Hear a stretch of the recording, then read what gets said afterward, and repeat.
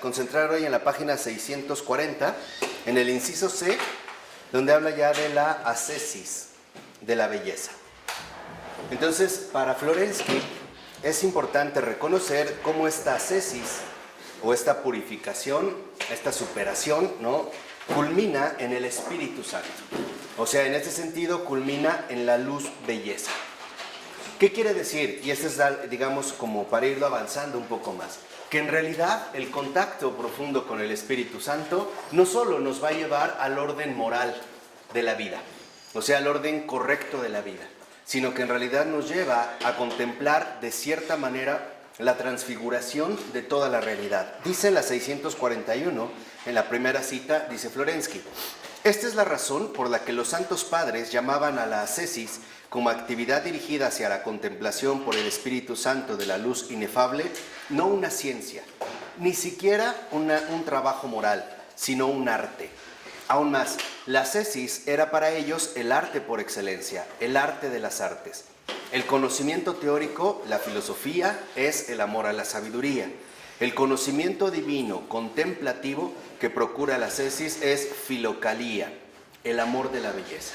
Entonces, aquí, un aspecto que cabe resaltar es que ya cuando Florensky habla de la ascesis, considera, digamos, en este trabajo ascético que estamos haciendo para alcanzar la comunión con el Señor, para alcanzar el esplendor de la verdad, nos dice Florensky que esta ascesis ni siquiera, como suelen entenderlo los protestantes, nos llevaría a un perfeccionamiento moral, o sea, a la instauración del orden correctamente humano, la vida correcta o la vida moralmente buena. Dice en realidad Florensky, esto es todavía mayor. ¿Por qué? Porque la verdadera ascesis nos va a llevar a la filocalía, o sea, el amor a la belleza. Kalos es belleza, filos es este amor, ¿no? Amor a la belleza. Y por lo tanto, ya de antemano, podemos ver que en efecto se trata de alcanzar una verdadera transfiguración. De tal manera que ya no podemos nosotros suponer que el cristianismo se limita a alcanzar una postura moralmente correcta, humanamente aceptable, desborda incluso estos propios lineamientos. Justamente estamos llamados a alcanzar la verdadera contemplación o filocalía, amor a la belleza, que de cierta manera ya nos va adelantando la auténtica transfiguración, o sea, la finalidad última de todas las cosas, o, por decirlo de otra manera, la resurrección. Y algo queda claro: en la resurrección nada será igual, ya nada es igual, absolutamente todo será renovado. He aquí que vengo y hago todas las cosas nuevas. Ya no habrá, digamos, medidas que nosotros habíamos adoptado como ciertos medios para avanzar. ¿Por qué? Porque ahora estaríamos ya inmersos en el ámbito de la plenitud. Dice al iniciar el otro párrafo, el texto: en cuanto que es un arte, la ascesis sería la síntesis o la mediación entre la vía racional teórica y la vía práctica, moral. Entonces, para alcanzar esta auténtica filocalía, nosotros a su vez necesitamos atravesar dos ámbitos: el ámbito teórico y dos, el ámbito práctico. En el ámbito teórico, nosotros estaríamos en la ejercitación del pensamiento, precisamente no en las posibilidades de activar nuestra potencia intelectual, que de cierta manera es lo que hemos estado haciendo en las clases. Pero esto a su vez conduciría a la adopción en el ámbito práctico de una coherencia fundamental. Una coherencia fundamental entre lo que se nos ha dado para pensar y aquello que estamos llamados a vivir. Entonces, aquí entraría la moral, o sea, lo que resultaría ser en un cierto momento lo moralmente bueno. Estaríamos en el ámbito de la corrección, lo que resulta correcto. Un ejemplo muy sencillo: es correcto ayudar a la gente, pero no es suficiente. ¿Por qué? Porque la rectitud moral involucra el establecimiento de ciertos límites. Por ejemplo, es bueno ayudar a la gente, pero el bien consiste en ayudarla siempre, sin condiciones. Entonces, si yo solamente me quedo en lo correcto, no alcanzo la verdadera ¿qué? Transfiguración. Seguiría limitado a muchos criterios plenamente humanos, por buenos que sean. O sea, lo que les estoy diciendo aquí es muy importante. Lo bueno no es suficiente.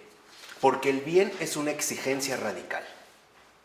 Y esto es lo que cambia por completo todos nuestros criterios. ¿En qué medida vamos a ayudar a otra persona? En la medida en que Dios lo disponga. Nosotros simplemente somos medios y administradores.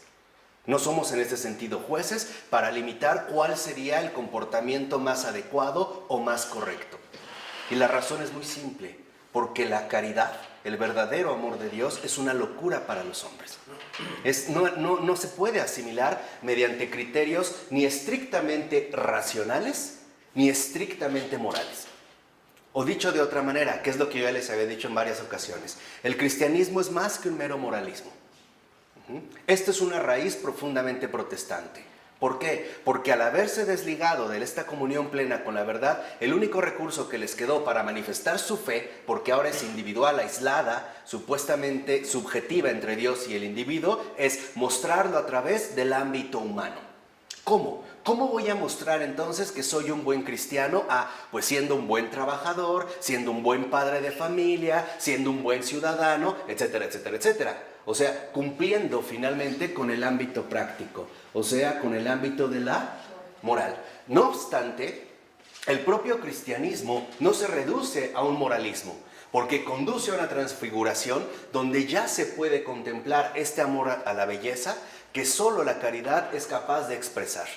Entonces, cuando nosotros atravesamos el mero ámbito teórico a través de la ascesis, la purificación intelectual, y llegamos a la purificación práctica y superamos la moral, entonces alcanzaremos la transfiguración, o sea, la contemplación. ¿Qué significaría en este sentido contemplación? Mirar las cosas tal y como Dios las ve. Esta es finalmente la contemplación, el adelanto que ya aquí en la tierra alcanzaremos de esta transfiguración, o sea, el acceso auténtico a la filocalía. Entonces dice a continuación el texto, que la belleza es la mediación entre la verdad y el bien, así como representa la síntesis entre el discurso racional y el dato empírico sensible. O sea, aquí, en el ámbito teórico, nosotros estaríamos llamados a ir profundizando cada vez más en la verdad. Y esto lo tenemos que hacer a partir de un esfuerzo intelectual, derribar todos los obstáculos que nos impiden la comunión. En cambio, aquí, en el ámbito práctico moral, nosotros estamos llamados a profundizar cada vez más en el bien. Y ojo, ¿qué es el bien? El bien no solo es lo moralmente correcto, el bien es una exigencia. ¿Por qué? Porque el bien me exige salir de mis propias limitaciones para manifestar el amor infinito del Señor. Eso es el bien. Por eso es que es un desafío también a los criterios humanos. Cuando se nos invita a hacer el bien, se nos está invitando también a rebasar nuestros propios criterios morales. ¿Por qué? Porque también dentro de la moralidad es muy fácil engañarse, que entre la fantasía, que entre incluso la preles, la seducción espiritual, y entonces suponer que estoy cumpliendo con mi deber, que estoy haciendo lo correcto.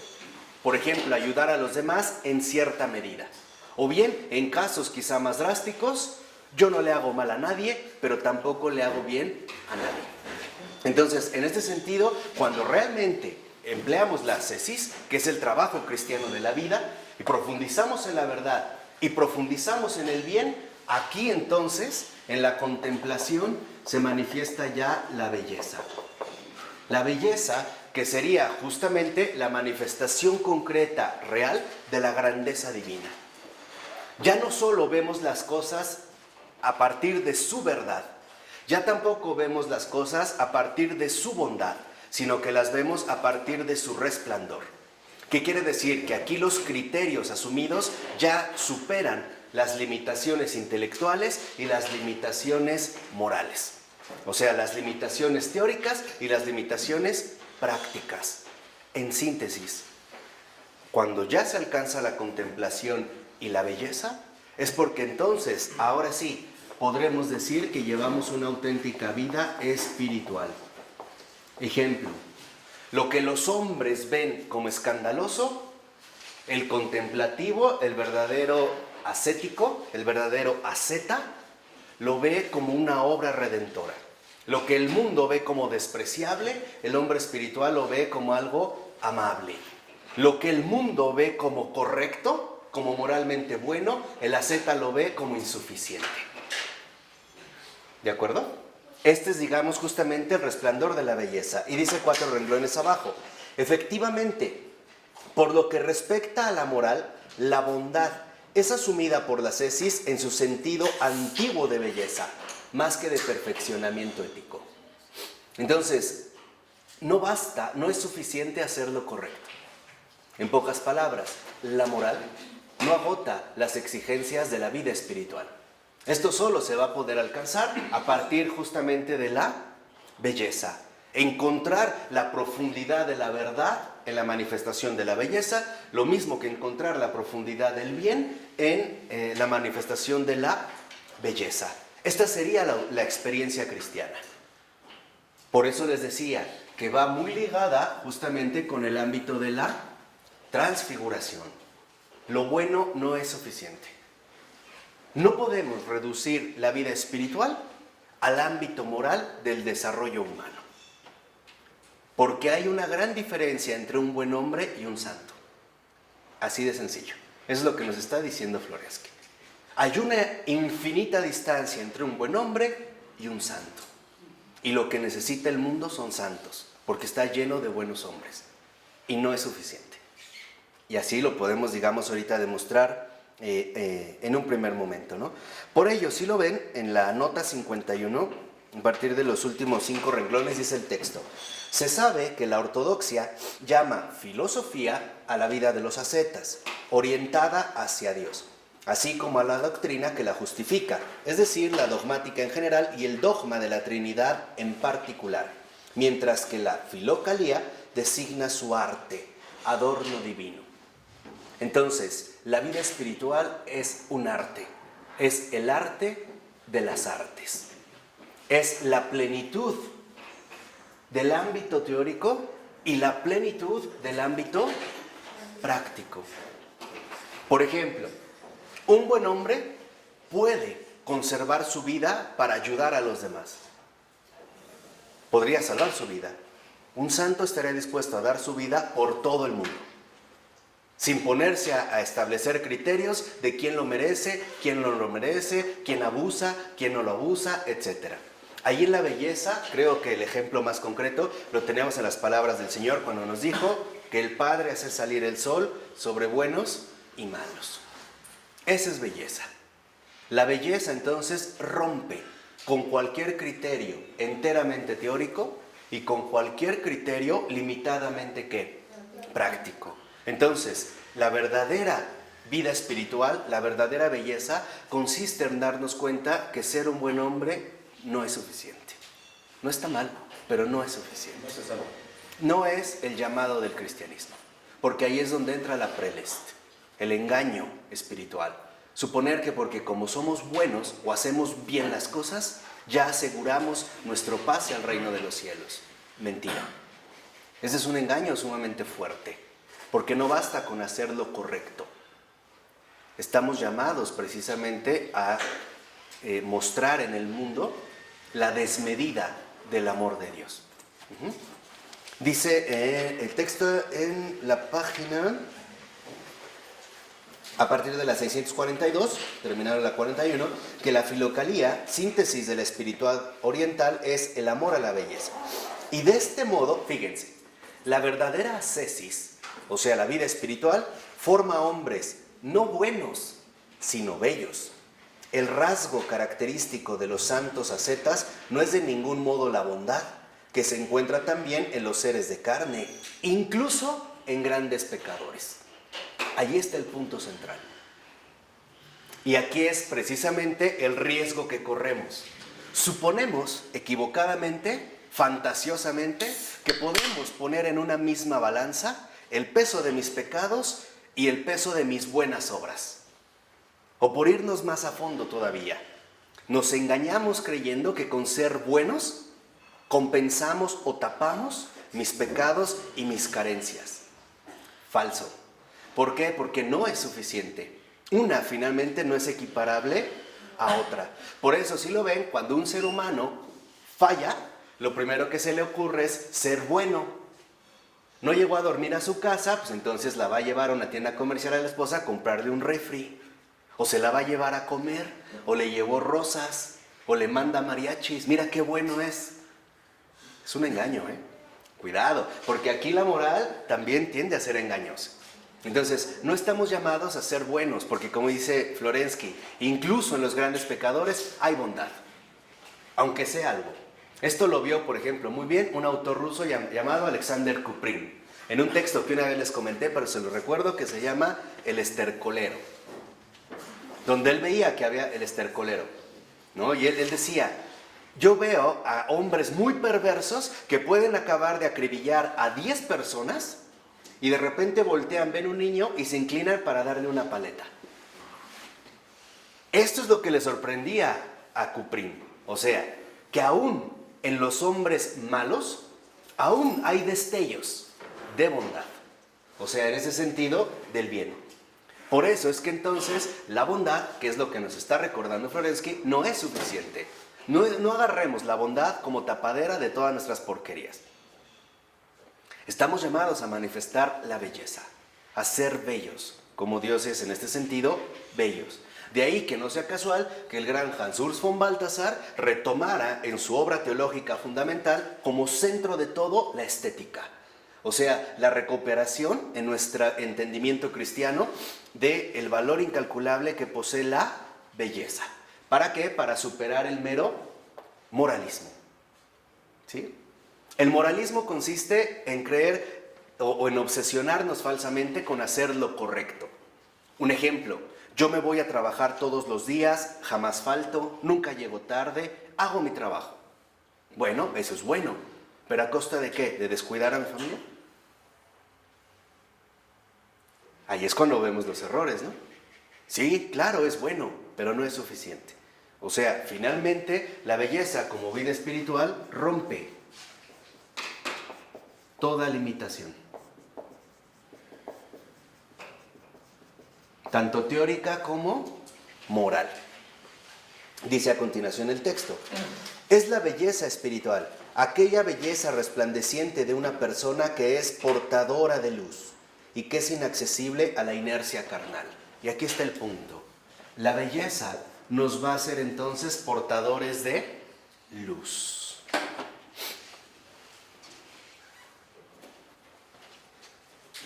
Y este es, digamos, el punto central al que estamos llamados. El propio Señor nos lo dijo: ustedes son la luz del mundo. No dijo: ustedes son los buenos en el mundo, ustedes son los justos en el mundo, ustedes son los imitables en el mundo, los admirables en el mundo. No dijo: ustedes son la ¿qué?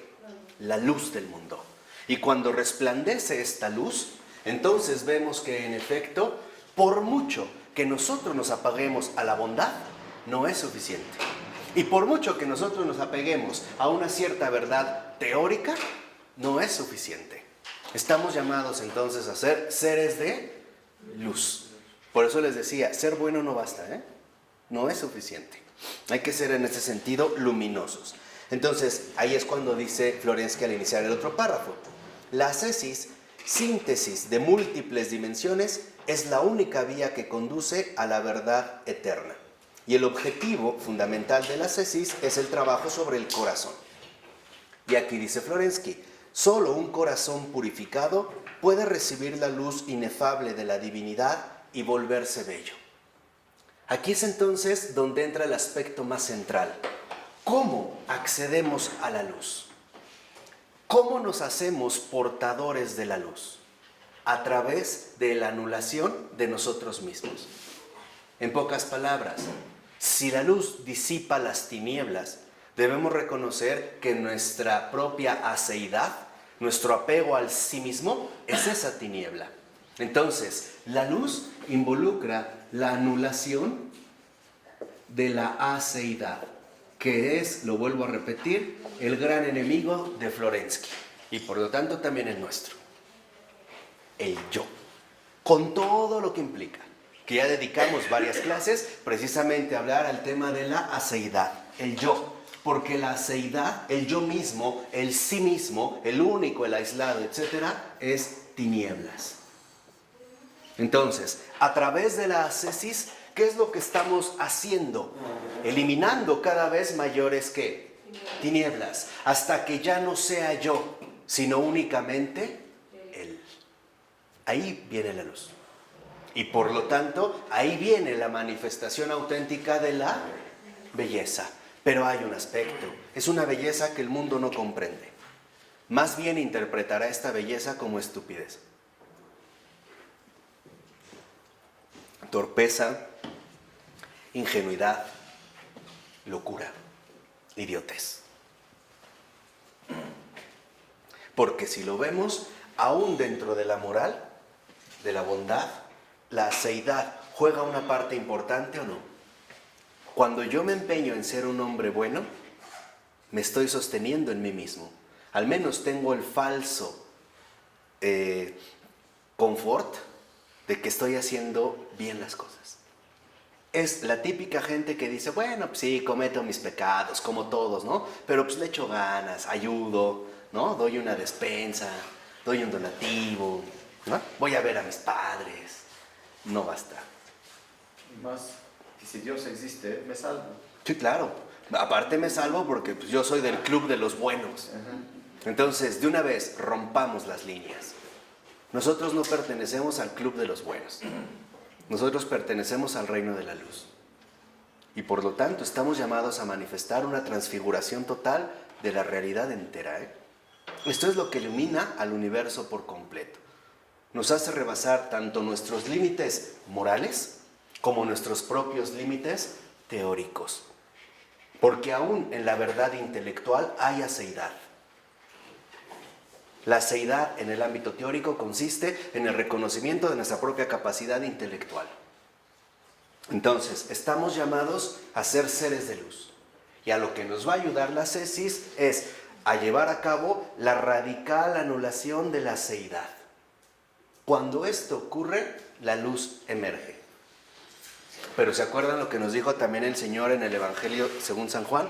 Y las tinieblas vinieron al mundo, pero el mundo no lo recibieron. Es lo mismo que hacemos nosotros en el corazón.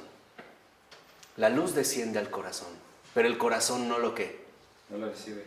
¿Por qué? Porque estamos aferrados a nuestros propios criterios. ¿Cómo le voy a seguir ayudando? Esto es demasiado, ni que fuera idiota.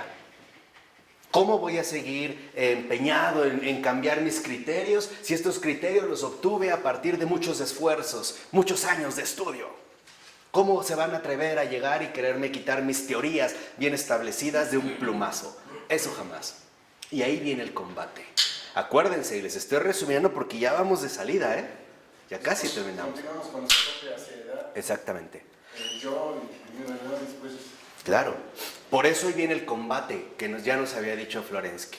En último término, se va a definir en una disyuntiva. O él o yo. O dicho de otra manera, se va a definir o la luz o las ¿qué? Tinieblas. Y acuérdense lo que dijo Florensky. No hay término medio. O lo uno o lo otro. No hay posibilidad aquí de hacer una especie de negociación, ¿no? Como decir, bueno, a veces como que me ilumino y a veces me oculto. No. O estamos dentro, o al menos en el proceso de penetración en la luz, o más bien nos seguimos resguardando en las tinieblas. Seguimos amando más la oscuridad que amando más la verdadera ¿qué? Luz. Por eso es que la vida espiritual rompe toda limitación porque solo es Él. Y este es el gran acontecimiento metafísico. En la verdadera vida espiritual solo es Él.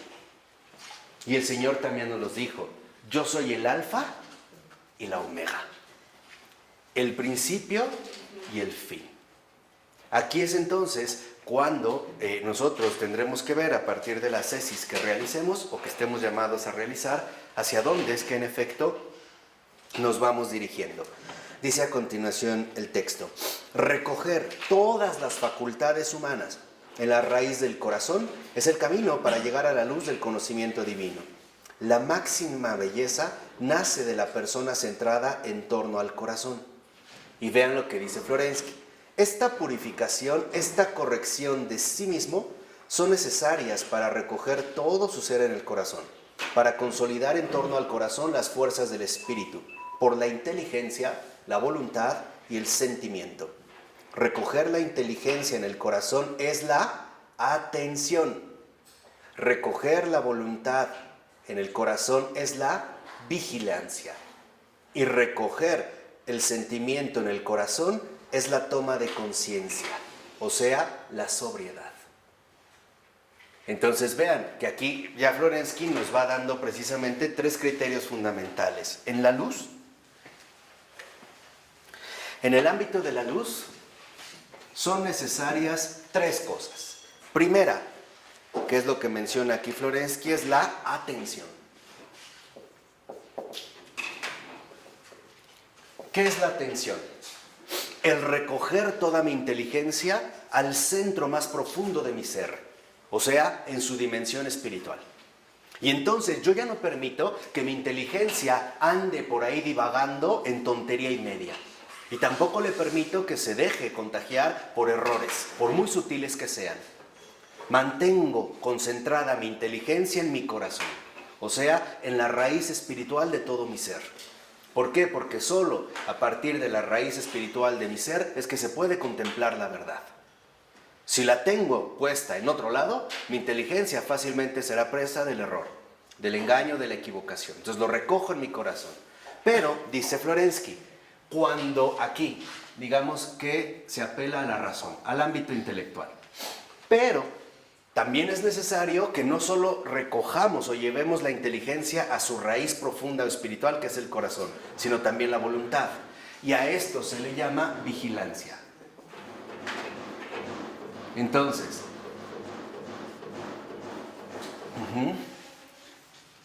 la vigilancia consiste en que no permito que mi voluntad esté apegada a sus propios caprichos, sino que la mantengo firmemente establecida en el centro de mi corazón espiritual, donde radica la única verdad resplandeciente.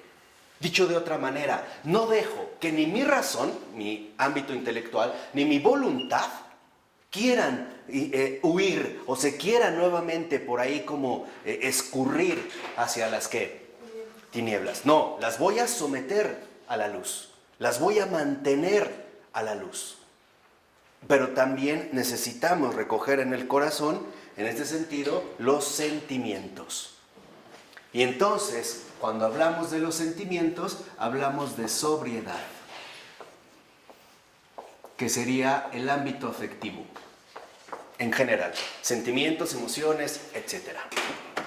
Los 3 ámbitos tienen que estar sostenidos a partir de la raíz espiritual del hombre, o sea, el corazón.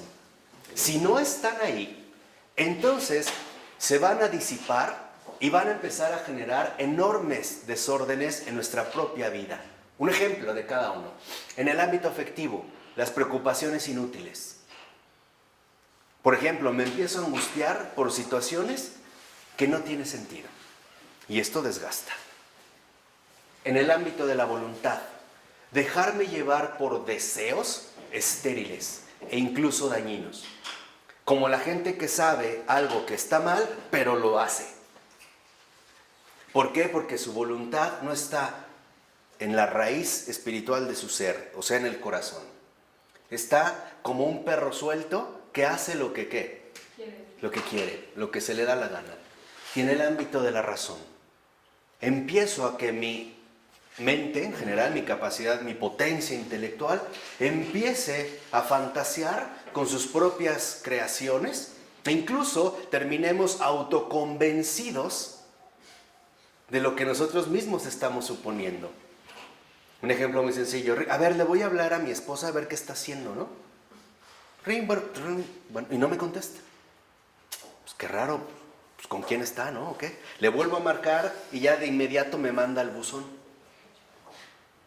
Ya, o sea, hasta nos volvemos videntes, ¿no? Aquí a lo que estamos llamados es a conservar siempre una profunda atención. En pocas palabras, no permitas que tus ideas te arrastren como se les da la gana. Manténlas firmemente arraigadas en el fondo espiritual de tu ser, o sea, en la presencia de Dios en ti, o sea, en el corazón. Ejemplo, ¿Qué va a pasar? ¿Qué voy a hacer? No, ¿por qué me angustio? Vámonos al centro del ser. A ver, Dios mío, ¿de qué manera me vas a sorprender? Y ahí me quedo. En la voluntad. Mis deseos que de repente sí, no, y empiezo un combate. No, ¿para qué? A ver, no es tanto lo importante lo que yo quiero, sino ¿qué quieres tú? A ver, vamos a mantenernos en este sentido centrados. Y la sobriedad. Nada de dejar que mis propias emociones me dominen. Hoy justamente, por haber perdido de vista que nuestro centro espiritual fundamental es Él y Él en el corazón, hoy por eso hay tanto malestar, por ejemplo, de bipolaridad, y es real. La bipolaridad tiene un fondo espiritual. Es porque la gente se deja arrastrar por su propio sentir. Y entonces su propia afectividad los domina. Entonces se sienten mal y están muy mal, todo está muy mal. Pero así de repente por algo se sienten bien y todo está muy ¿qué? Bien. Son como hojas que las arrastra el viento como quiere. No están firmes, no están, digamos, instalados precisamente en la roca, en una roca firme, ¿no? Tal y como al Señor, incluso en el Antiguo Testamento y sobre todo en los Salmos, se le llama, tú eres mi roca. Entonces, la luz es justo el espacio fundamental, el espacio espiritual en el cual estamos llamados a mantenernos.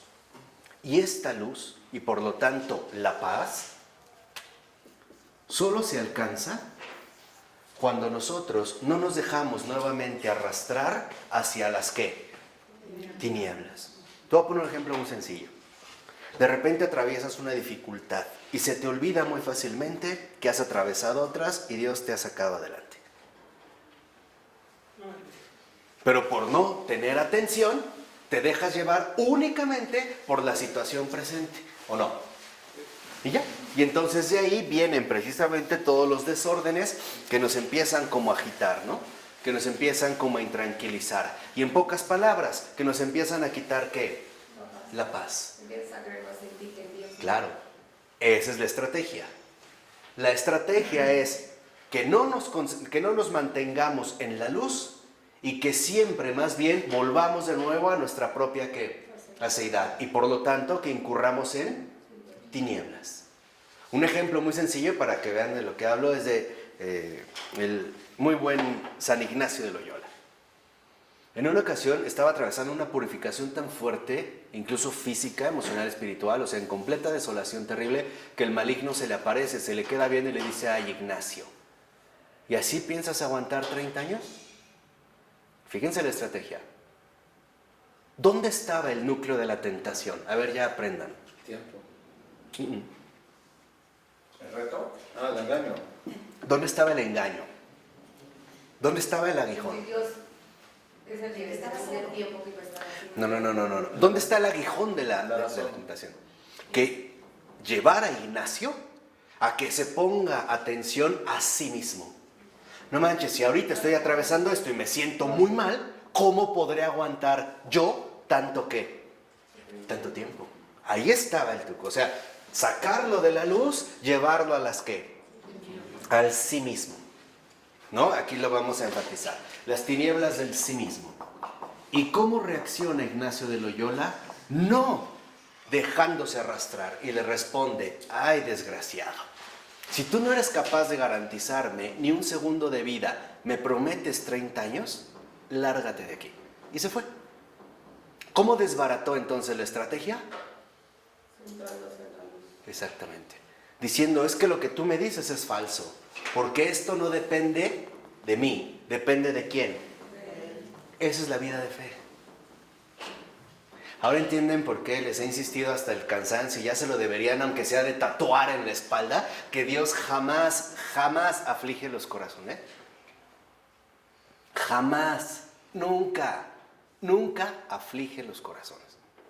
No viene de la luz. Viene de una mezcla de luz y ¿qué? Sutiles. Preocúpate. Deja de ver la luz. Y entonces vete a ti mismo. Entra en tus propias ¿qué? Y obviamente cuando entras en tus tinieblas, ¿qué es lo primero que sucede? ¿Qué más? Miedo. Te asustas entre el miedo, la duda, Rechazo. el rechazo, aislamiento, preocupación, inseguridad, ¿sí? Tambaleo, incertidumbre, todo lo que va contra la fe, la esperanza y la caridad. Este es el núcleo de cualquier tentación, para que ahora ayuden a los demás. La manera de ayudar a los demás en cualquier situación espiritual, se los digo en serio y también para los que nos ven, casi nunca me dijo directamente, es ayudándolos a que salgan de las tinieblas y pasen a la que, o sea, rescatarlos de sí mismos y conducirlos a quién. Y ahí viene la paz. ¿De acuerdo? Esto es pero primordial, ¿eh? Pero primordial. Entonces, mantener siempre, ya dijimos, atención, vigilancia y ¿qué?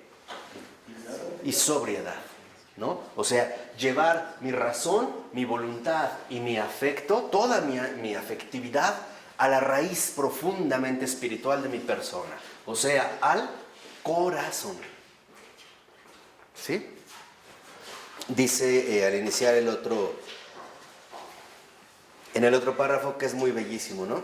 Dice, el trabajo filocálico sobre el corazón tiene como resultado la obra de arte de la propia persona. Fíjense, la auténtica belleza es la encarnación lograda de la imagen de Dios. Entonces, ¿qué debemos alcanzar a través de la luz? La encarnación de la imagen de Dios. Ahí. Cada vez que tienes una preocupación, una tristeza, una angustia, una duda, una molestia, un coraje, hay tinieblas. ¿Qué hay que hacerlas? ¿Qué hay que hacer? Centrarte en él. No, vámonos a la luz. Entonces, ¡pum!, reacciono. Mientras más rápido, mejor. Y entonces, voy a llevar mi razón a la atención. Voy a llevar mi voluntad a la ¿qué?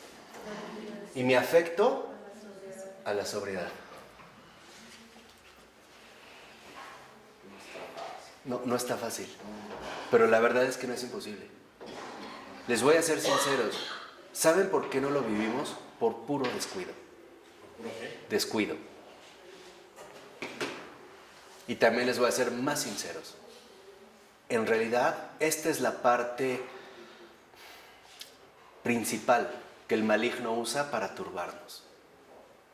Él se aprovecha de esas propias tinieblas, que es la herida fundamental del pecado. Hacia allá siempre te va a procurar dirigir, conducir, llevar. Porque sabe que una vez que estás fuera de la luz, desprotegido de la luz y estás en tinieblas, eres presa fácil. Y ahí sí te devora, ¿eh? Cuidado. Ahí te devora. Es que eso te ciega. Exactamente. Te tapa. ¿No ves? Nada. Claro. Este es, por ejemplo, el momento agónico de combate de los suicidas. Ahí se ve el verdadero drama. Este es el verdadero meollo del pecado. Lo que emplea el maligno, porque él no tiene ningún poder directo sobre nosotros. Pero él sabe que el pecado nos debilitó de tal manera, que lo único que necesita es engañarnos para eclipsar la luz y entonces, ahora sí, hundirnos en las propias, ¿qué? Tinieblas. Del mal espíritu siempre consisten en dos cosas: la exageración, para más o para menos. Un ejemplo. Cuando a veces estás distraído, o sea, no estás en atención, en vigilancia y en sobriedad, y esto solo se logra, no hay otro modo, a través de la oración. No hay otra. No. Claro. Por ello, no es casual que incluso antiguamente había como una costumbre muy hermosa que si una persona sentía un susto, una preocupación, lo primero que hacía era una invocación. Jesús, María y José. ¡Ay, Dios mío! Era esto, o sea, salir de las tinieblas e ir rápido a la ¿qué? A la luz. Entonces, cuando nosotros realmente vivimos la oración, mantenemos la razón atenta, la voluntad vigilante y nuestro afecto sobrio, en sobriedad. Ya no nos dejamos engañar tan fácilmente, porque puede ser de dos maneras. La primera es incitarte a que lo realices más. Ahí viene la exageración al más. No pasa nada, hombre, tú síguele. Pero una vez que has llegado a un cierto nivel, si tú sobrepasas ese nivel, reaccionarías. Y entonces dirías, no, creo que ya me pasé. Al menos me voy a procurar enmendar. Y entonces ahí baja la intensidad. Ahí viene la otra técnica que consiste en, no, ya no lo hagas. Ya no seas malo. Sé bueno. No te pases. Tranquilo. Pero es finalmente para mantenerte dentro de estas, ¿qué? Tinieblas. Por eso ahora entendemos cómo lo que el Señor hace es venir a rescatarnos de nuestras propias tinieblas. Sin el Señor no hay luz. No hay luz. Al contrario, si no está realmente la presencia encarnada del Señor, las tinieblas se vuelven más espesas. Porque las tinieblas no tienen dimensión, tienen espesura. No sé cómo describírselas, pero es como humo. Hay humo ligero, como el de un cigarro. Hay humo más denso, como el que puede sacar un coche descompuesto o el de una fábrica. Y entonces, las tinieblas tienen espesura. Y por lo tanto, enceguecen, pero lo peor de todo, asfixian.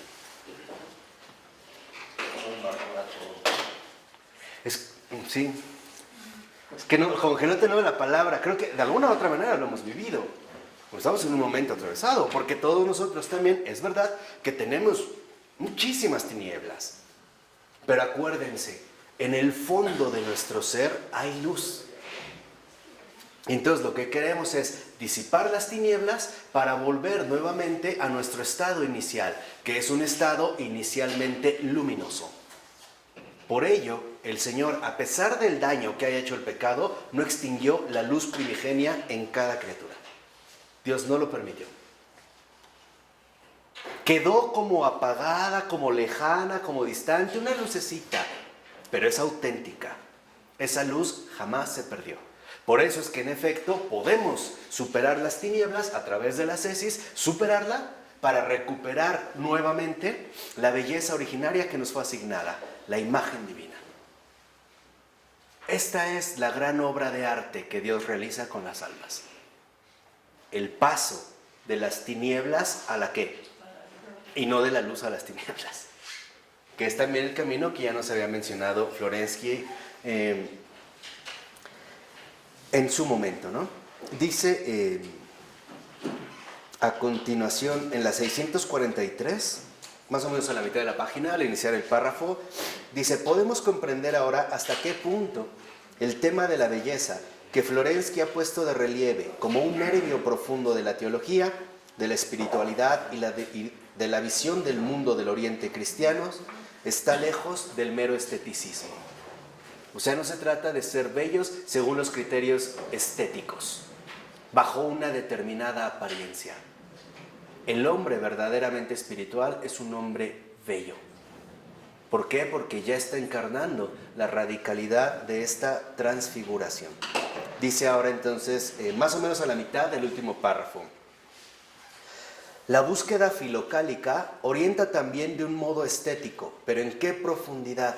Y no primariamente intelectual o moral, lo que explicamos aquí, la relación con Jesucristo y su percepción inmediata. Dice, Florensky señala, citando a San Ignacio de Antioquía, como no hay nada más bello que Cristo, el único sin pecado. El más bello de los hijos de hombre. Esta belleza radical que no consiste en lo que nos gusta, sino que consiste en la manifestación de la propia realidad divina, en esta belleza. Y dice, el paso al que se refiere es la carta de San Ignacio de Antioquía, que también ya lo vimos en una ocasión, ¿no? Sus cartas. La carta a los Magnesios, capítulo 7, párrafo 1, que se los recomendamos muchísimo. Debería de ser uno de esos pillow books, ¿no? Esos libros de cabecera. Dice, una oración, una inteligencia, una esperanza en el amor, en la alegría inalcanzable, es decir, Jesucristo, que es lo mejor. Y dice, ¿no? Lo cita en griego, dice, Florensky muestra cómo el término ameinos significa, partiendo de la raíz ameino, confrontar con el latín amoenus, no solo mejor o más bello, sino también algo más indeterminado, más amable, más ameno, de modo que había que traducir el pasaje de Ignacio como una alegría, es decir, Jesucristo, más amable que todo. Entonces, ¿en dónde está la verdadera esencia de la luz? En la caridad. O sea, en Dios. Esta es la luminosidad de los hijos de Dios. Ustedes son la luz del mundo. Me dijo, ustedes son los buenos del mundo. No, la luz del mundo. Ahí está este resplandor. Y dice a continuación, para nuestro autor está claro que esta noción es más cercana de más bello que de mejor. No se trata de ningún modo de algo moral, sino de la impresión directa que causa Jesucristo, colmando el alma de alegría. Y ve confirmada esta interpretación en las palabras mismas del Señor. Yo soy el buen pastor. Pero cuando dice el buen pastor, y por eso lo cita en griego, ego, eimio, poimene a kalos. Kalos. Y ya dijimos aquí, kalía. Es como si dijera, yo no solo soy el buen pastor hablando en término moral, sino dijera yo soy el más amable, el más bello de los que, de los bellos, ¿no? Pastor dice, el acercamiento oriental a la persona del Señor es por lo tanto un acercamiento estético, o sea, espiritual. ¿Vamos bien? Y llega aquí, por ejemplo, a darnos cuenta incluso cómo esto nos va a llevar a un enternecimiento evangélico, que es bellísima esta parte también que expone Florensky.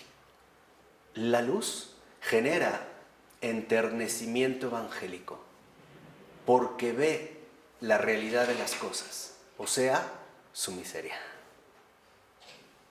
Y su grandeza. Pero aquí, a la verdad plena, o sea, de las cosas como están, en su miseria. ¿Por qué mencionaba este aspecto? Porque en efecto, la visión de Dios consiste en la misericordia.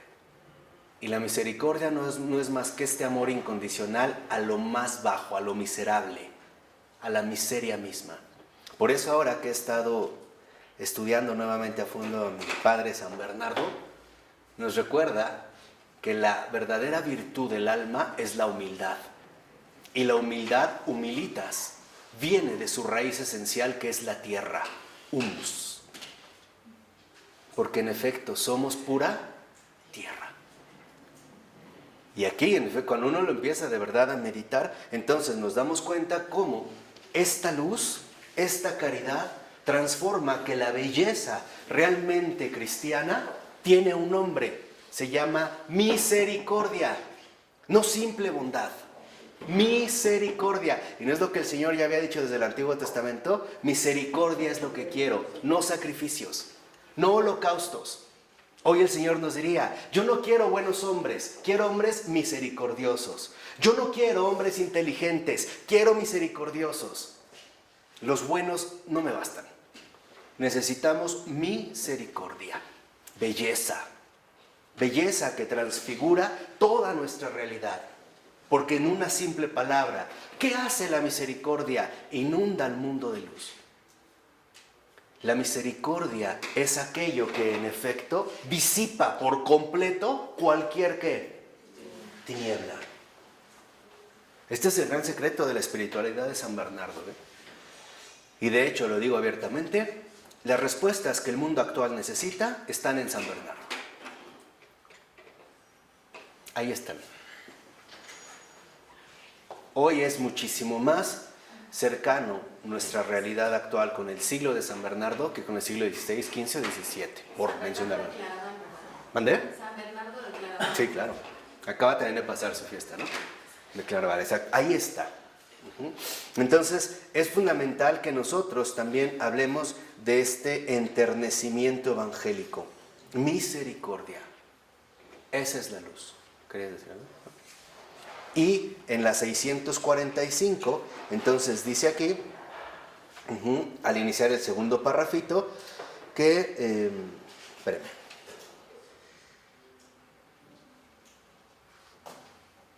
que el objetivo de la cesis, como esfuerzo filocálico, es la espiritualización completa del propio cuerpo y del cosmos, extensión suya, sobre la base espiritual de la idea de la divinización. En pocas palabras, ¿en qué consiste la divinización? En ser luz, o sea, en ser misericordia. Esta es la verdadera esencia de Dios.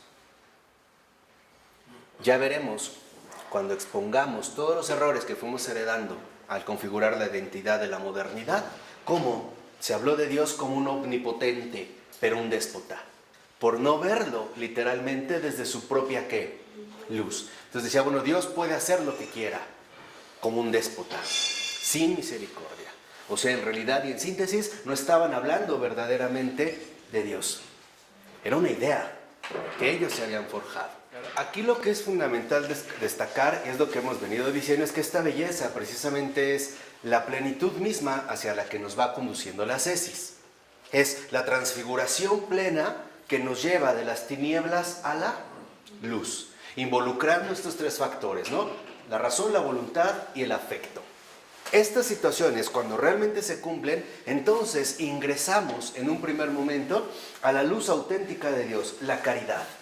Pero esta caridad, que en verdad representa a Dios o constituye a Dios mismo en su esencia, por así decirlo, nos lleva ahora a darnos cuenta que la verdadera belleza, que es parte de la auténtica vida espiritual y que rompe toda limitación y que solo es Él, se llama misericordia. Es ver las cosas como Dios las ve. Eso es contemplar. Ya no es seguir los mismos criterios humanos que a lo mejor suenan muy bien de parte de la moral, pero no son suficientes. Y tampoco los meros criterios teóricos, que claro, ahí hay verdad, pero tampoco resulta ser algo enteramente suficiente. Entonces, cuando nosotros nos damos cuenta que la belleza en este sentido como contemplación se llama misericordia, ahora entenderemos básicamente todo el gran secreto de la vida espiritual, porque la misericordia es el extremo máximo de espiritualización de un hombre. El hombre misericordioso es el que ve las cosas como Dios ¿qué? Las ve. Es el que vive las cosas como Dios mismo las ¿qué? Las vive. El que piensa las cosas como Dios mismo las ¿qué? Las piensa. Y esto desborda por completo los criterios correctos, pero insuficientes tanto de la moral como de la mera razón intelectual. En otras palabras, la misericordia nos descubre el otro mundo. La misericordia es la encarnación viva del otro mundo. Es la manifestación plena de Dios en el mundo. Esta es luz. Por eso les decía, no basta con ser buenos, hay que ser misericordiosos. Y entonces asumir precisamente este auténtico enternecimiento evangélico. Fíjense, ya que habíamos mencionado esto, vamos a regresarnos en la 644, en la nota 58. Era importante terminar para que viéramos ahí lo que menciona el texto. Dice, es significativo a este respecto la presentación de Lev Gillet. Dice, todo ortodoxo debe tener una relación personal e íntima con el Evangelio. El mismo Harnack, que veía en la ortodoxia una mezcla de metafísica griega y ritualismo, insistió en esto. Él escribe, en esta iglesia la palabra de Jesús tiene un lugar de honor y a pesar de todo cumple en silencio su misión. Entre estos cristianos, sacerdotes o laicos se encuentran hombres que aman a Jesucristo, no porque es la persona misteriosa, poseedora de dos naturalezas, sino porque un rayo de su ser, por medio del Evangelio, ha penetrado en sus corazones. Y porque este rayo ha llegado a ser para ellos la luz y el calor de sus propias vidas. O sea, ¿qué quiere decir? Que en efecto no solo se asume a Jesús como un modelo moral, ni tampoco como un gran pensador. Se asume como la encarnación de Dios y por lo tanto con toda la exigencia que eso conlleva y que se llama misericordia. Dice a continuación, los evangelios sinópticos han impregnado profundamente la conciencia popular ortodoxa. Los preceptos sencillos del Sermón de la Montaña, la llamada de Cristo a los que sufren una carga pesada, han encontrado una repercusión particular. Estos pasajes del Evangelio están en el origen del kenotismo ruso, que es no una teología formal de la kenosis, en el sentido técnico del término, o sea, del abajamiento, ¿no?, de Dios, que adoptó la condición de esclavo, siguiendo a Pablo. Al meditar en la humildad del Señor, estas almas simples y fervorosas hicieron nacer una forma de ascetismo que no era totalmente desconocida en Occidente, pero que corresponde más a la mentalidad oriental. El ascetismo del loco por Cristo, en griego salos, yurodivie en ruso, o yurodivia si es en femenino. La no resistencia a la violencia. Fíjate, la no resistencia a la violencia. ¿Qué significa la no resistencia a la violencia? El estar dispuesto a padecer el martirio. Esta no resistencia a la violencia que nos hace realmente comulgar con la persona viva de Jesucristo. Cuando él estaba ante el tribunal en el Sanedrín, uno de los soldados que estaban ahí le dio una bofetada. Y Jesús no se le fue encima. Resistir la violencia. Al grado de que va en el Calvario y lo van pateando, le van escupiendo, lo van empujando, ya lo azotaron. Y Jesús no pone resistencia a esta violencia. O sea, la misericordia realmente también involucra la compasión.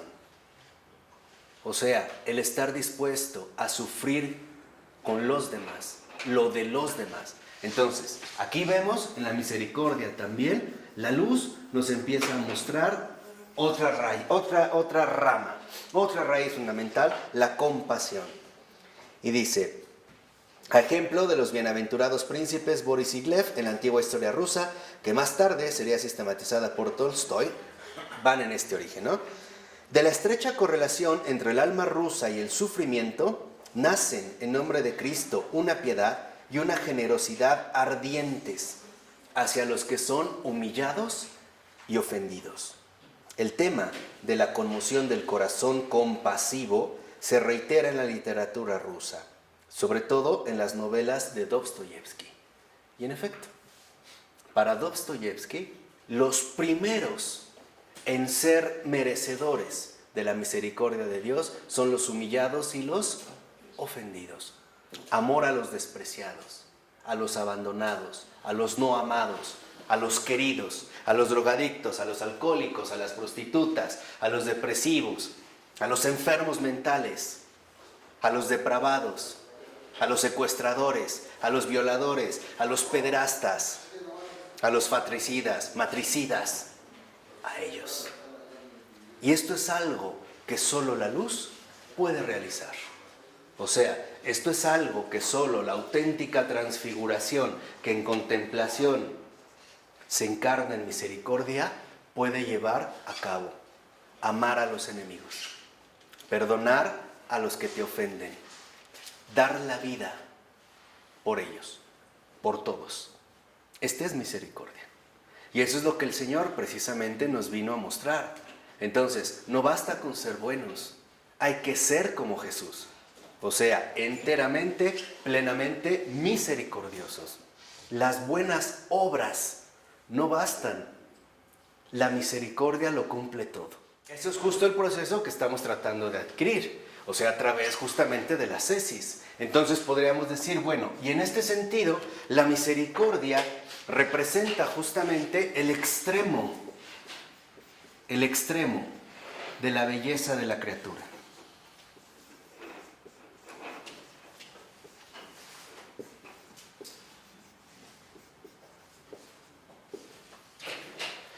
Ustedes son la luz del mundo, es lo mismo que afirmar, ustedes son la misericordia de Dios. Eso es ser luz. Y cuando la gente entra en contacto con la misericordia, capta que esta misericordia no es de este mundo, que esta misericordia viene precisamente de lo alto, que ahí Dios se está manifestando, porque se han superado los meros criterios morales o los meros criterios teóricos. Aquí se trata ya de una realidad bastante distinta. Es también este extremo de la belleza de la criatura, la misericordia, lo que Florensky también le llama, esa es la auténtica belleza de la carne. Entonces, si lo ven, la misericordia es la auténtica belleza espiritual de la criatura, de la zeta. Ya no es una mera apariencia corporal, color de cabello, de ojos, complexión, medidas, altura, ya no. Se trata de la aparición del otro mundo aquí en la tierra, un mundo que en efecto solo Dios puede hacer posible. Alcanzar, digamos, la misericordia es vivir realmente en la luz. Esa es la luz, porque la misericordia es aquello que en efecto vence cualquier amor propio. En cambio, cuando no se está en la luz, por mucho que digamos que va a la iglesia, es bautizado, comulga, etc., en realidad va porque está pegado a sus propias tinieblas. Vive en la prelest, o sea, ha sido presa o es presa de la seducción espiritual. Porque la misericordia en realidad únicamente tiene su base en la humildad. ¿Qué es la humildad? La humildad es reconocer a la luz de la verdad que cualquiera es más importante que yo. Esa es la humildad. Cuando esto no se tiene, cuando esto no se tiene presente, no hay misericordia. Porque siempre me intentaré poner por encima de cualquiera. Y voy a tener pretextos. Porque una persona verdaderamente pobre, y no solo en términos materiales, sino la auténtica pobreza de espíritu, es plenamente consciente de una cosa: todo lo recibe. Nada es suyo. Todo lo recibe y por eso lo agradece. Y bendice. Es más, cuando tú realmente te topas a un pobre y le ayudas o le das algo, te dice, Dios le dé más. Nadie dice, ay, que Dios me multiplique esto a mí. O me dé más de estas a mí en una hora. Nadie dice eso. Porque la verdadera pobreza consiste en reconocer que todo proviene de Dios. Y por lo tanto viven en la humildad. En cambio, los que supuestamente se han dedicado al estudio, en este sentido, a una mera erudición curiosa, llegan a una falsa conclusión. Esto lo he obtenido yo. He estudiado, he leído, he vivido, he pensado. Me acerco a comulgar porque me he esforzado en no pecar. Voy al confesionario porque voy a entregar mis pecados. Esta es la gran diferencia. En una sola palabra, el que es verdaderamente pobre no tiene ojos para sí mismo. No se ve a sí mismo. Y reconoce que todo lo que recibe... Es humilde, ¿no? Dijiste, el que es pobre no tiene ojos para sí mismo. No. ¿No es el que es humilde? O sea, el verdadero pobre de espíritu es el que vive en la humildad. O sea, el que reconoce que todo, poco, mucho, es una manifestación del amor de Dios. Porque es recibido. O sea, lo saben porque es humilde. ¿Así? Nada más la respuesta. Ese es, digamos, en este sentido, precisamente el gran don que Dios da en la pobreza. El verdaderamente pobre vive en la humildad. Y el que decide salirse de esta luz, acaba en las tinieblas. Porque siempre tendrá pretextos para separarse del camino. Siempre dará razones, excusas, pretextos para justificar su propio error. O sea, en ese sentido, sus propias tinieblas. Entonces, cuando ya llegamos aquí, al extremo de la belleza de la criatura, dicen las 646. Dice Florensky, ¿cuál es por tanto esta belleza creada a imagen de Dios? Y dice, el himno que acabamos de citar no deja lugar a dudas. Está hablando de un himno de los oficios, ¿no? Dice, es la misma que yace en el sepulcro, informe, corrompida. Nuestro cuerpo es precisamente esta belleza, esta imagen de la gloria indecible de Dios. Esta concepción litúrgica de la imagen de Dios es confirmada por la literatura patrística. Es el cuerpo humano, el que es la imagen de Dios, la semejanza del hombre con Dios. Entonces, aquí es donde viene un aspecto más radical. La misericordia no es un sentimiento. La misericordia es la encarnación del amor de Dios en una persona. Esa es misericordiosa. Y esto se va a ver incluso reflejado en su propia realidad humana, en su carne. Nada de estas falsedades de que vamos a ser misericordiosos porque me nace o porque tengo este sentimiento o este afecto. La misericordia se encarna. La misericordia se recibe. Porque el que verdaderamente recibe a Dios, recibe en este sentido precisamente al Señor de los señores. Si nos vamos a la 647, en el segundo párrafo, a partir del cuarto renglón, dice Florensky: la carne resucita en la renuncia de fuego a sí misma, que es lo que habíamos hablado. O sea, finalmente nuestro cuerpo también lleva a cabo una renuncia. Yo no soy la prioridad. Por ejemplo, yo ya no me cuido a mí, ya mi prioridad ya no soy yo. La prioridad van a ser siempre ¿qué? Dos ejemplos. Teresa de Calcuta. Teresa de Calcuta se dobló, se encorvó, se jorobó, porque pasó más de 50 años atendiendo así a los enfermos y a los pobres. ¿Qué pasó, hijo? ¿Qué necesitas? Dime. En ningún momento dijo, a ver, ¿no voy a usar una faja? No, me voy a poner... Ya no importa. Uno ya no importa. Eso es lo que yo les decía. Uno verdaderamente ya no se ve a sí mismo. Y dos, el cura de Ars. El cura de Ars de por sí comía poco, sometía extremada penitencia a su cuerpo. Y a veces alguien llegaba y le regalaba un durazno, por ejemplo, ¿no? Entonces se lo daban y el cura de Ars, ay, muchas gracias. Y luego apenas a morder y alguien le decía, ay, padre, es que se quieren confesar o tal. Y te cerraba los ojos, lo olía, decía gracias y se iba. Esa es misericordia. Primero los demás. Por eso es lo que yo les había insistido. La verdadera misericordia transfigura toda nuestra estructura existencial. La misericordia consiste en, primero Él, después tú, al último ¿qué? Yo. Ahí están dos ejemplos muy recientes, ¿no? La prioridad son justamente los demás. Esta es misericordia, darse, pero darse al extremo, darse completamente, sin restricciones, con sangre y agua. Acuérdense que una vez ya les expliqué esto. El desgastarse, el derramar la sangre y el derramar el agua.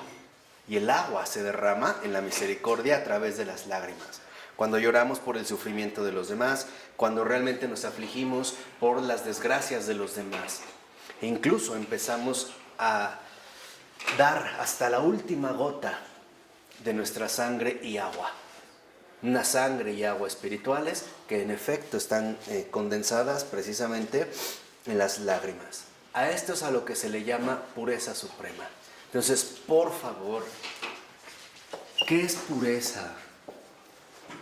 Pureza es la renuncia a sí mismo.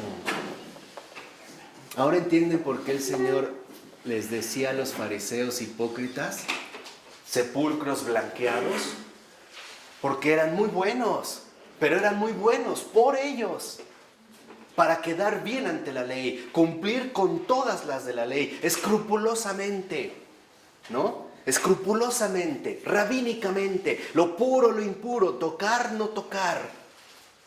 La obsesión finalmente con el cumplimiento del deber, la obsesión con el cumplimiento de la ley. Aquí ya se trata de que en efecto la renuncia a sí mismo es lo único que nos conduce a la pureza. Por ello es que incluso las relaciones sexuales se viven en pureza, porque no voy a obtener mi placer, voy a entregarme a otra persona para que Dios disponga de este encuentro. Y esa es la pureza. Esa es pureza. Lo que realmente es impuro es la seidad, el apego a nosotros mismos. Y nosotros a veces lo percibimos con mucha claridad, cuando hacemos las cosas por interés, por vanidad, por envidia, por vanagloria, por justificación, por moral. ¿Qué van a decir? Ya no. Aquí ya no estamos finalmente en estos parámetros. Aquí precisamente la realidad se ha transfigurado por completo. Fíjense lo que dice a continuación. Es un ideal que se alcanza no por una aproximación gradual ni por un desarrollo continuo, sino por un rechazo cortante de la seidad. Esa es pureza. Entonces, la renuncia a sí mismo, rechazo cortante, tajante de la seidad, radical. Esa es la radicalidad del cristianismo. Los buenos hombres no cortan consigo mismos, se esconden, se camuflajean, ¿se dice así? Se camuflajean, se disfrazan camaleónicamente de el disfraz del deber y de la moral para hacernos creer que con eso es suficiente. No basta. El corte tajante, el rechazo cortante de la seidad involucra que estamos dispuestos a morir a nosotros mismos, ¿o no? Y no nos dijo el Señor, no hay amor más grande que aquel que da su vida, ¿por quiénes? Por sus amigos. Escuchen bien lo que el Señor está diciendo, no hay amor más grande que el que da su vida. O sea, voy a cortar con mi aceidad por mis amigos, por mis hermanos, por todos. No nada más por este y este, como el comercial, ¿no? Pero tú no juegas, esto es mío, vete para allá. Tú sí, tú no, tú sí, tú no. Todos. Este es el amor más grande. Y este amor más grande únicamente se puede vivir precisamente a partir de la auténtica, ¿qué? Pureza. Este es, digamos, como la condición fundamental de acceder a este amor grande. Vamos a la 646.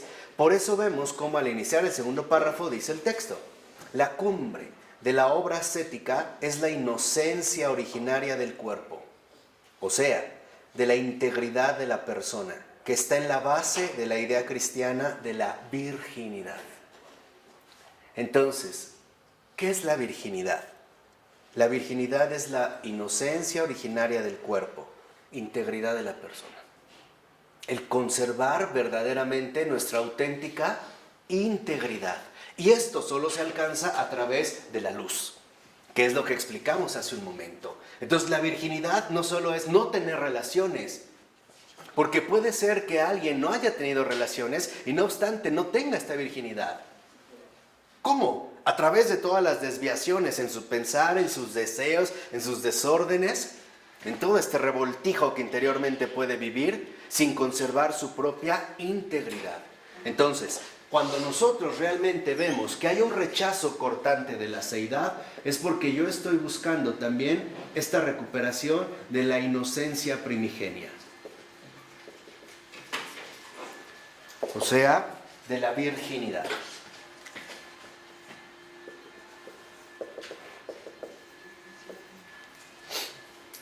Y no solo esto, dice a continuación, esta, la virginidad, corresponde a una elevación y a una espiritualización del sexo, a su iluminación y de ningún modo a una erradicación que volvería a la naturaleza sexuada e inerte. Se trata de la floración del sexo, no de su castración. Fíjense qué hermoso, ¿eh? Lo que nos está diciendo es que la virginidad es la elevación, la iluminación de la sexualidad humana, no su castración. Entiendan que la virginidad es pureza. En este sentido no significa no tener relaciones sexuales. Significa iluminar la sexualidad para llevarla finalmente a su esplendor extraordinario. Adánico, si lo quieres llamar así. O edénico, como quieras. Según tu referencia sea Adán o bien el Edén. Esta es la auténtica virginidad. Es la inocencia primigenia que se conserva o se obtiene a través de la integridad de toda la persona. Por ello, alguien tan extraordinario como San Juan Crisóstomo, en uno de sus tratados extraordinarios y bellos que tiene, donde habla sobre las vírgenes y las viudas, dice: la única diferencia entre una virgen y una viuda es que la viuda llegó al último, pero ante Dios tienen la misma dignidad. Fíjense. ¿Por qué? Porque una viuda está llamada también a volver a recuperar esta auténtica, ¿qué? Virginidad. No se anula, no es la castración de la sexualidad, es su verdadera iluminación, o sea, su transfiguración. Y esto solo se transfigura a través del rechazo cortante de la ¿qué? De la seidad. Así que entonces ya nada de fariseísmos, nada de temores ante nuestra realidad, porque entonces la sexualidad es algo malo. No es esto. Estamos llamados a iluminarla, a transfigurarla, a llevar esta también realidad importante de nuestro ser humano como la sexualidad a la luz del Señor, para que a partir de esta luz precisamente se transfigure. ¿De acuerdo? Llevarla a su plenitud. Dice, la inocencia es un ideal escatológico, en la medida en que supone la adquisición del Espíritu Santo. Y dice Florensky, esta victoria, esta inocencia, este estado alado de la santidad se obtiene por la adquisición del Espíritu Santo. La plenitud de la virginidad no está más que en la plenitud del Espíritu, es decir, que se encuentra al final de la obra ascética llevada a cabo por toda la humanidad eclesial en el cuerpo divinizado de la criatura. Y dice, el ideal de la virginidad se basa pues, y no puede ser de otro modo, en la idea de la resurrección universal. Y aquí es donde entra el punto culminante. Este rechazo cortante a la seidad finalmente apunta a la resurrección universal. ¿Por qué? Porque en la resurrección universal es donde en efecto se alcanza la completa inocencia. ¿Qué quiere decir? Que nosotros a través de la vida espiritual adelantamos lo que va a acontecer en los últimos tiempos. Estamos finalmente labrando el camino hacia el que llegará esta plenitud. Entonces, cuando realmente se asume la virginidad, esta inocencia primigenia, el rechazo cortante de la seidad, lo que estamos ya preanunciando es la resurrección universal. Este estado total de plenitud que solo vendrá hasta el ¿qué?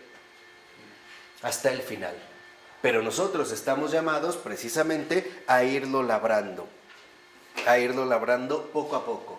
De tal manera que si nos vamos a la 647, ahora sí, en los últimos 4 renglones dice Florensky, de este modo, la finalidad de las aspiraciones de la zeta es percibir todo lo creado en su belleza triunfante y originaria.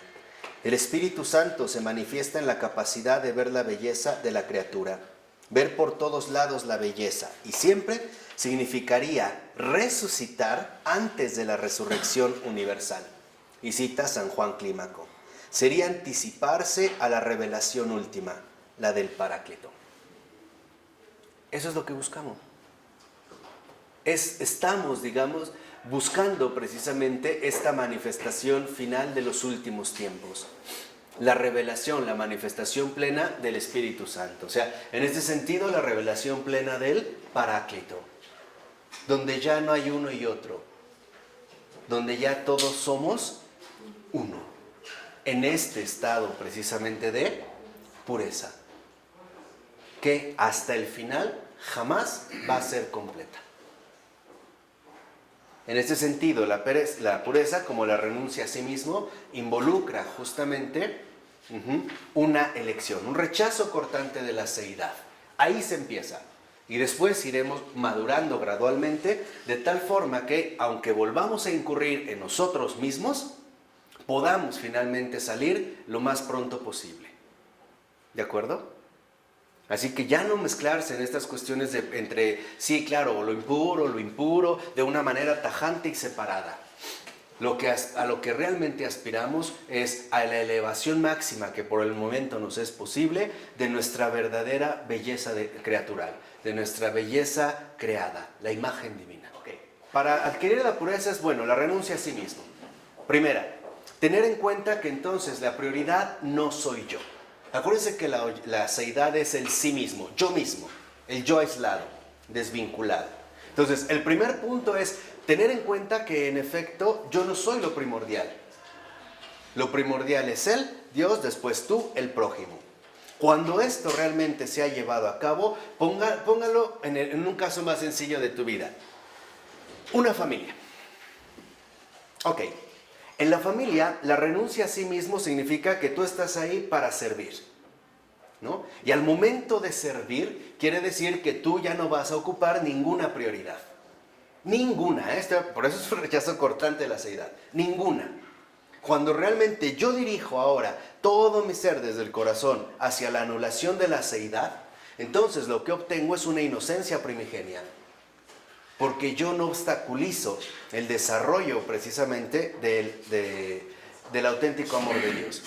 ¿Esto a qué me conduce? A vivir una auténtica virginidad. Pero esa inocencia la hace Dios. Sí, claro. No sé qué decir.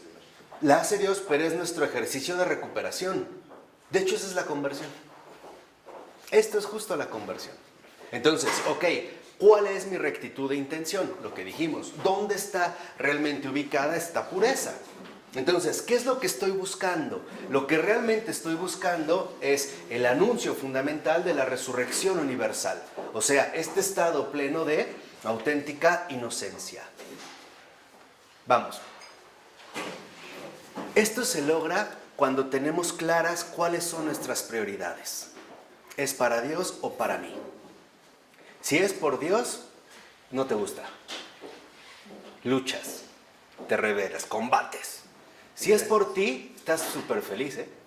Tranquila, relajada, lo haces hasta alegremente. Por eso les decía que esto es lo que conduce precisamente a una auténtica exigencia. Entonces, ¿cómo me doy cuenta de que en efecto hay una verdadera pureza? ¿Cómo me doy cuenta de que en efecto la pureza sí está dada en mi corazón? Porque la renuncia a sí mismo es de tal manera que ni siquiera hay espacio para mí. O sea, la pureza, en la verdadera pureza, el yo no tiene ningún lugar. Ya no es ¿y yo qué? Eres todo. Exactamente. La pureza es renunciar a mí. Esa es pureza. Cederlo absolutamente ¿qué? Todo.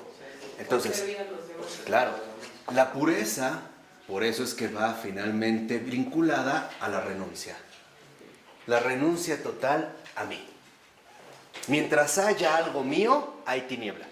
Precisamente a lo que íbamos es que en esta renuncia es lo que permite entonces que ya las tinieblas no opaquen el resplandor de la luz. En pocas palabras, la impureza no es una falta moral. La impureza es un desorden espiritual, la filtración de las tinieblas, que ya explicamos hace rato. Esa es la impureza.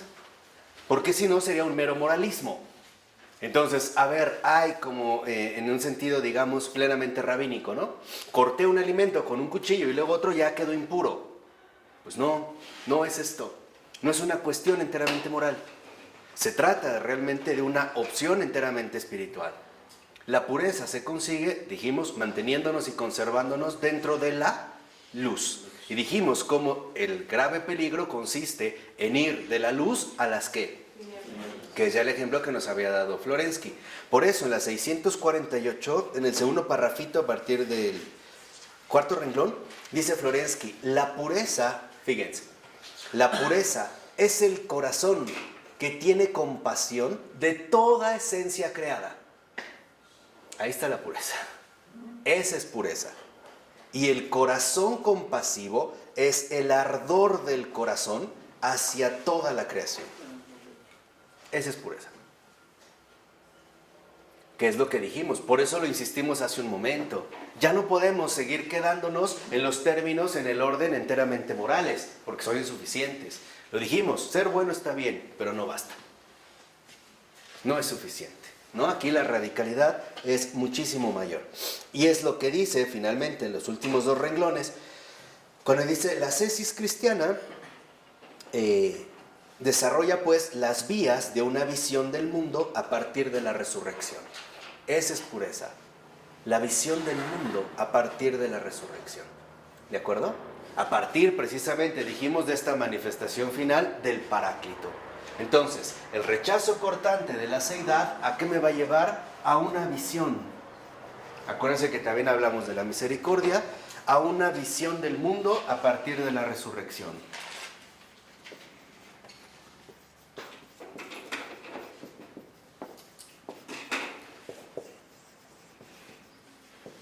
¿Cómo van a ser las cosas? ¿Cuál es realmente la finalidad última que está, en este sentido, dirigiendo toda nuestra vida. ¿Hacia dónde es que nos vamos a dirigir? Es anticipación, es ya preparación. Por eso fíjense en la cita 28, ¿no? Es un pasaje de una homilía del padre Pavel Florensky. Dice, bienaventurados los limpios de corazón, porque verán a Dios. Cita Mateo 5:8. Dice, lo verán en el propio corazón y en el de los otros. Esa es pureza. Pureza significa contemplar la presencia de Dios, no solo en mí, en los otros, en cualquiera. ¿Por qué hablo de resurrección, no de esperanza? ¿Por qué de resurrección? Porque esa ya va a ser la manifestación plena del sentido de todo lo creado. La transfiguración total que solo el Paráclito puede llevar a cabo. Por eso. Porque no se trata nada más de un ejercicio moral. Se trata de una realidad espiritual muy concreta. Porque Dios lo va a llevar a cabo. Claro. Exacto. Por eso dice a continuación, en el de los otros, lo verán no solo en el futuro, sino también en esta vida. Lo verán ahora. Basta solo con que purifiquen su corazón. Y mirad, portadores de Cristo. Apenas el corazón se ilumina tan solo un poco en el interior, esclarecida por la luz divina, comienza ya a brillar y a resplandecer como el oro la imagen de Dios. Y ahora ves en ti mismo y en los otros a los ángeles custodios que se presentan ante el rostro de Dios. Ahora escuchas los inefables suspiros del Consolador que intercede por nosotros y grita a Dios, Padre. En esta única palabra se esconde la dulzura de todas las plegarias y de todas las alegrías. Dichosos los puros de corazón, porque ven siempre a Dios, caminan siempre ante su rostro, en medio de la comunión de los ángeles. Se relacionan con consideración los unos a los otros. Ellos, en fin, ven cuanto hay de santo en los otros, es decir, ven aquello que ni siquiera el otro conoce de sí mismo. Experimentan admiración y alegría por cuanto hay de santo en cada uno. Sufren y lloran por el estrato de polvo que se ha depositado sobre cuanto había de más precioso en el hombre hermano. Fíjense aquí ya la diferenciación.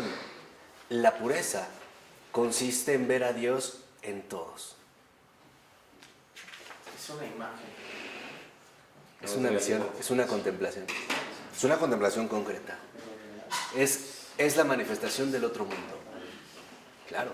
A eso es a lo que estamos llamados todos. Por eso es que se hace precisamente el recorrido sincero y profundo de la ascesis. En cambio, cuando no hay pureza, nosotros ya no vemos la presencia de Dios ahí. Y entonces podemos decir que de plano está perdido, como lo hacían los fariseos, ¿no? Este pagano ya no, ahí no está Dios. En cambio, la pureza nos abre los ojos a la presencia de Dios. Por eso decíamos, si se da esta visión del mundo a partir de la resurrección, entonces significa que en la resurrección Dios ya es todo. ¿En qué? En todos. Entonces quiere decir que a través de la pureza Dios se hace omnipresente.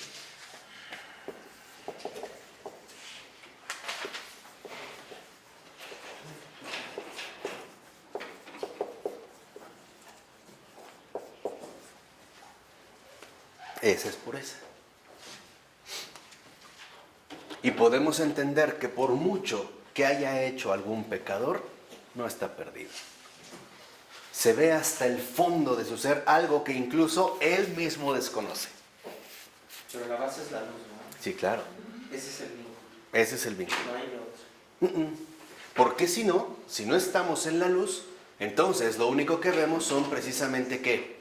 Tinieblas, engaños. Entonces todo pierde, digamos, esta luminosidad, ¿no?